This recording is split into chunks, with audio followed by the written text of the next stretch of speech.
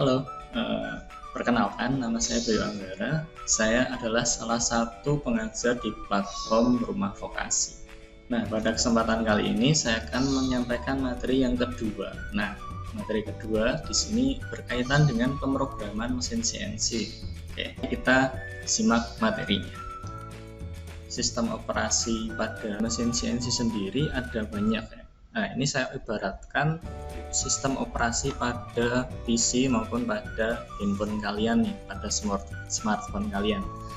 Ada Linux untuk di PC, ada yang sering kali kita gunakan itu ada Windows, ada juga macOS atau Macintosh dari Apple. Smartphone sendiri nih, ini ada Tizen. Ini jarang kita dengar ya, tapi ada untuk sistem operasi Tizen seperti ini.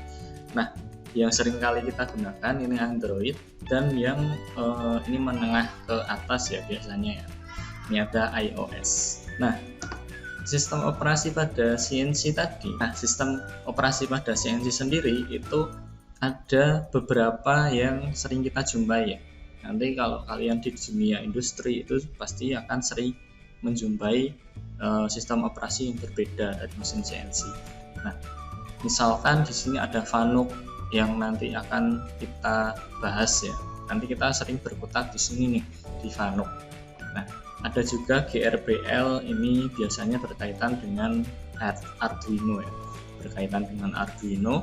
Nah, selanjutnya ada Mitsubishi. Jadi Mitsubishi ini punya divisi juga, Mitsubishi Electric, yang berkutat di bidang PLC atau di bidang otomasi ya. Ada juga Mazak di sini. Nah, sistem operasi pada CNC sendiri berbeda-beda, namun pada dasarnya sama. Jadi kemarin kita sudah membahas mengenai koordinat. Nah, dasarnya juga itu. Dasarnya jenis pemrogramannya sendiri itu ada dua secara besar. Secara garis besar ada dua. Ada pemrograman manual, ada juga pemrograman otomatis dengan bantuan software CAM.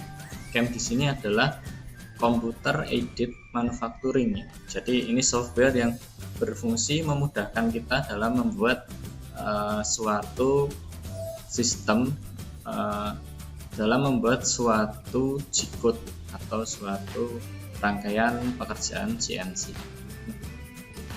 Dari keduanya ini ada keunggulannya dan kelemahannya masing-masing. Nah, di pemrograman manual ini tentunya hanya bisa mengerjakan benda-benda yang sederhana ya.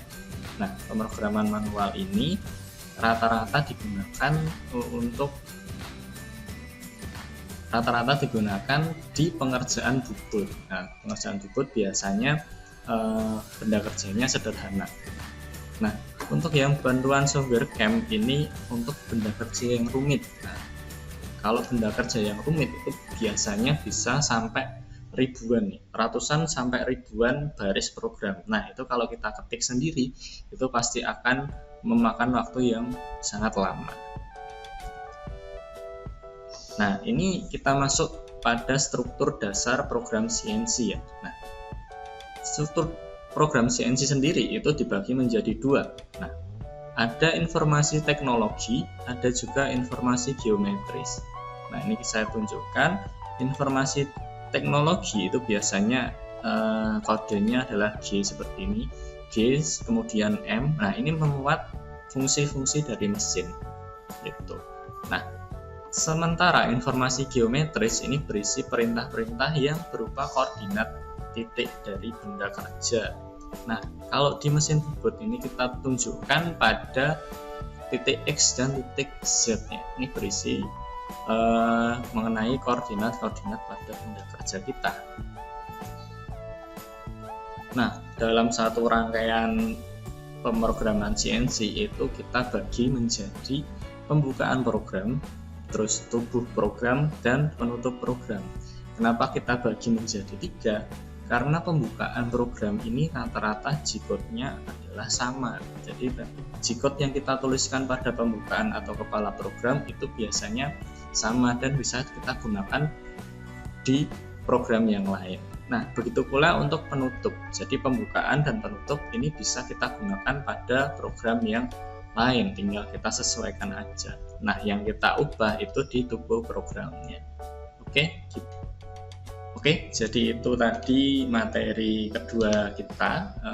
Semoga bisa dipahami dengan baik ya. Jadi supaya bisa menambah pemahaman kita. Nah, itu terima kasih telah menyimak. Sampai jumpa di kesempatan selanjutnya.